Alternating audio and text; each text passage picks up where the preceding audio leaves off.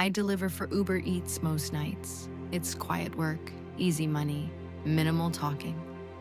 Just me, the road, and the warm glow of streetlights. I usually listen to music or podcasts, but that night I drove in silence. I remember feeling uneasy, though I couldn't explain why. Maybe it was the fog rolling across the road like spilled smoke. Maybe it was the sudden cold snap in late spring. It felt wrong, like something heavy in the air. The order came through just past midnight, a delivery to Brook Drive. I'd never heard of it. The map placed it near the edge of town, not exactly rural, but close.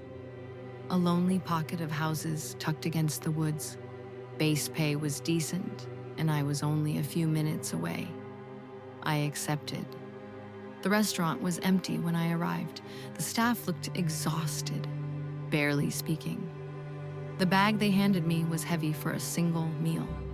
I checked the receipt. One order, under the name Joseph. No last name, no instructions. I got back in my car and started driving. The fog thickened, turning the world outside into a shifting gray blanket. The houses grew farther apart until only the trees remained. Finally, the GPS instructed me to take a right down a narrow road blocked by a rusty metal gate, open just enough for a car to slip through. I hesitated. Something felt off. But the map insisted, and curiosity pushed me past the hesitation. The road wound through the woods, slowing me to a crawl. My headlights struggled to cut through the fog. It took nearly 10 minutes before a clearing appeared, revealing a lone two-story house. Faded blue paint peeled from the siding. The windows were dark. The porch light flickered like a candle fighting wind. My breath hitched. Everything in me screamed to turn around. But money was money, and I needed every dollar. Single moms don't get the luxury of walking away from income, no matter how eerie the situation. I pulled into the gravel drive. The stones under my tires sounded like brittle bones cracking. I shut off the engine, grabbed the bag, and stepped out. The air felt heavier here, as if drenched in unseen pressure. I walked to the door.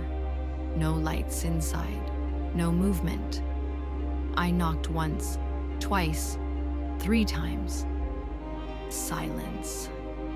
Then the front door creaked open on its own, just an inch at first, then slowly, deliberately, it opened wide enough for a person to enter. I didn't hear footsteps, didn't hear a voice, just that long, drawn-out invitation. "Hello?" I called softly. "Uber Eats delivery."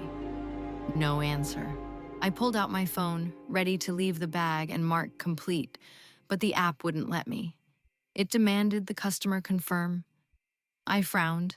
That rarely happens. Usually, photos are acceptable. A text notification buzzed. It was from an unknown number. "Bring it inside." I froze. I never gave my number to customers. The platform masks it.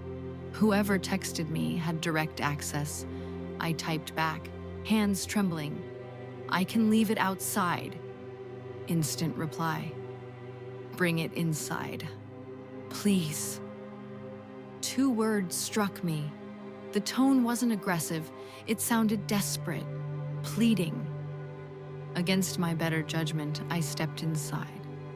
Just past the threshold, the air changed. The house felt wrong. Not cold, but empty in a way I'd never experienced. Like whatever made it a home had been stripped away. The interior was dim. Dusty hardwood floors stretched into a long hallway. Family portraits lined the walls, but every face was blurred.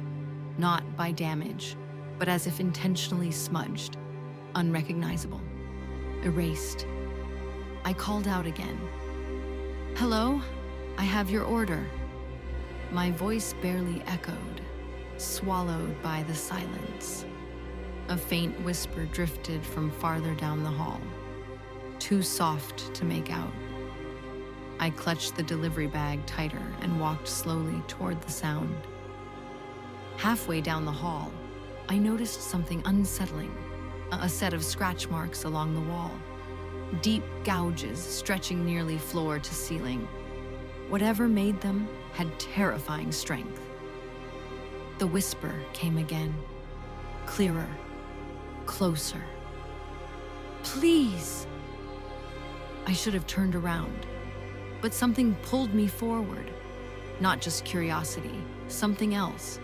A sensation behind my ribs, almost like hands pushing gently from inside. The hallway opened into a large living room. The furniture was ancient, draped with white sheets like shrouds. The only light came from a small lamp, barely illuminating the space. In the center of the room sat a man, or rather, something wearing the shape of a man. His back was to me, shoulders slumped unnaturally, skin pale and stretched taut like wax left too close to heat. His head tilted slightly as if listening to something I couldn't hear. I forced my voice to remain steady. "Sir, your order." He didn't turn, didn't move, only whispered, "Set it on the table." There was no table nearby. I stood frozen, unable to move, until the whisper came again. "Please, I'm so hungry." His voice was layered, not one voice, but several whispering in unison. My spine prickled. Every instinct screamed danger. I scanned the room again, hoping to spot a table. At the far end of the room, beneath a window covered in grime, a small side table stood alone. I walked toward it, unwilling to take my eyes off the man. As I reached for a clearing on the table, the bag grew unnaturally heavy, as though filled with bricks instead of food. My arms strained under the weight. It took everything to set it down. When I released it, the man inhaled sharply, as if smelling something delicious. He began to rise from his chair, limbs jerking, movements disjointed and too fluid at once, like a puppet pulled by invisible strings. His joints bent wrong, his neck lolled unnaturally far to the side. He turned to face me.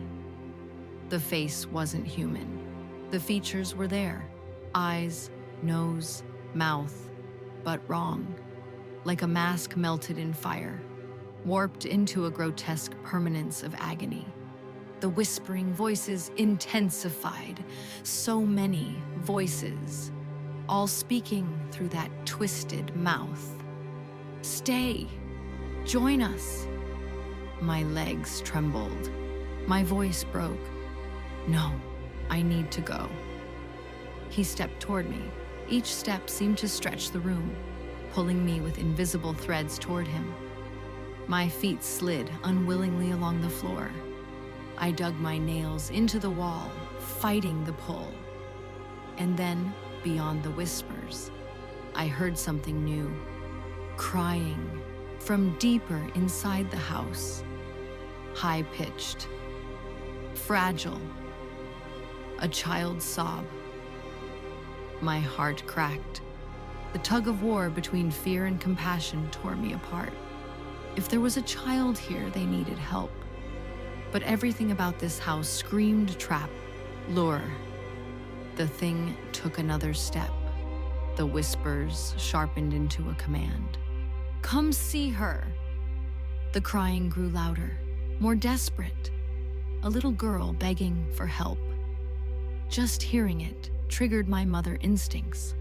My daughter is all I live for.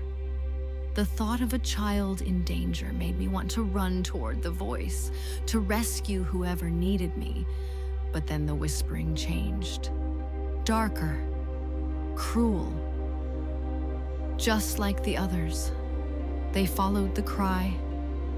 Suddenly, I realized the truth. The crying wasn't real. It was bait. The creature fed on compassion, on the instinct to protect. I forced myself backward toward the front door. The house fought me. Every step felt like pushing through thick mud. The man-creature lunged, his arms stretching unnaturally long. Fingers twisted into claws that scraped across the floorboards. His many voices screamed for me to stay, promising relief, belonging, rest. The front door loomed ahead. I slammed my shoulder against it. The house seemed to tighten around me, squeezing my ribs, stealing breath. With a final surge of adrenaline, I shoved myself through the door and stumbled outside. The air outside felt like breaking the surface after drowning. I sprinted to my car, threw myself inside, and slammed the lock. The house receded into darkness as I tore down the dirt road. The fog swallowed it whole behind me. I didn't slow down until I reached the highway. My hands shook uncontrollably around the steering wheel. I opened the app to report the address, but the delivery location was gone from the history, erased completely, as if it never existed. I tried to look up Brook Hollow Drive on maps. Nothing. No road, no houses, no record. The next night, I quit delivering altogether. Sometimes, late at night, when the world is quiet, I think about that house, the creature inside, the cries of children who were never there, and sometimes I hear a whisper in the dark corners of my room, soft and hungry. Bring me another. I pray I never get another order from Brook Hollow Drive, but fear hangs in my chest like a stone, because I know one thing: it still remembers me.